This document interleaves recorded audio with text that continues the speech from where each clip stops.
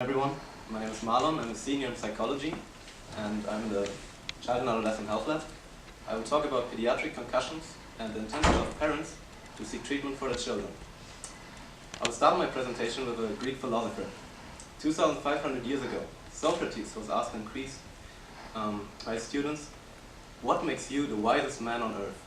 And Socrates answered, "I know one thing, that I know nothing." And this is very true. We make the biggest mistakes, not because we have a lack of knowledge. We make them because we overestimate our knowledge. In this tradition, 2,500 years later, Daniel Kahneman developed the theory of cognitive ease.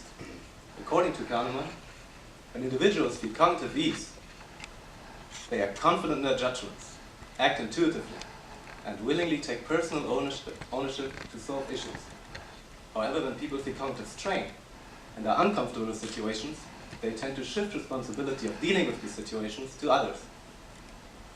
Kahneman found that whenever a situation is obvious or clearly displayed, then people feel cognitive ease. But when people do not have a clear display of a situation, they feel cognitive strain and stress and avoid bearing responsibility over the issue. Although cognitive ease can be very useful in many situations, it is associated with the presence of a cognitive bias called visiati. Visiati is an acronym and stands for "what you see is all there is." We all are permanently in threat of having this cognitive bias when observing situations and making decisions. Visiati can cause wrong perceptions that lead to irrational decisions and that it can have terrible consequences, such as when a very powerful man in Washington comes to the conclusion that global warming would not be a serious issue because he has very cold winters in DC every year.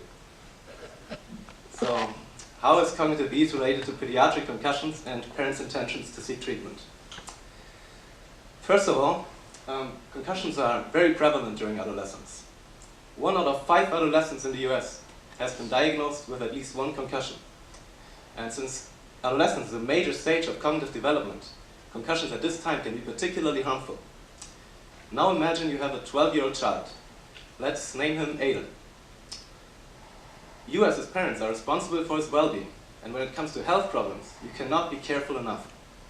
One day, Aiden hurts his head and reports typical concussion symptoms to you.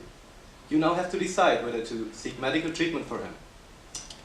In our study, we analyzed the likelihood of parents to seek medical treatment for the 12 most typical concussion symptoms that children may present.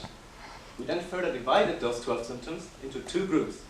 One group consisting those symptoms that are directly observable for the parents, such as bruises, bumps, and cuts, and those other symptoms here on the screen. Parents can visibly see these symptoms and make direct assessments on the symptom severity. The second group contains symptoms that are only indirectly observable for the parents. Parents cannot see these symptoms, and when they want to assess the severity of these symptoms, their only source of information is what their child tells them. Parents rated their likelihood to seek treatment for each symptom on a scale from 1 to 4. From 1, I would definitely not seek medical treatment if my child shows this symptom, to 4, I would definitely seek medical treatment if my child shows this symptom. Through a paired samples t-test, we found that parents were significantly less likely to seek medical treatment for directly observable symptoms. If we apply Kahneman's theory to these findings, we can conclude that people feel more cognitive ease when deciding about treatment for those symptoms that are clearly displayed and easy to observe, and people willingly take personal ownership to deal with these directly observable symptoms. But people are then in threat of having the cognitive bias visiati, such as seeing a bruise on the child's head and thinking, this bruise is all there is, and I can heal it. But the really serious threats of concussions, like minor brain damages, are never visible. So visiati can prevent parents from seeking the appropriate care for their children. Conversely, when parents are confronted with indirectly observable symptoms, they cannot see the symptom and feel cognitive strain. They want to shift responsibility of the issue to the doctor or athletic trainer for those symptoms. In conclusion, our study suggests that directly observable symptoms are especially at risk for not receiving medical treatment. Despite increased awareness about the negative outcomes associated with pediatric concussions, too many still go untreated or have poor symptom management. This information can directly inform future interventions and education efforts to improve concussion treatment and management. As Socrates taught us, when managing concussion symptoms without having the appropriate medical education, the only thing we know is that we know nothing.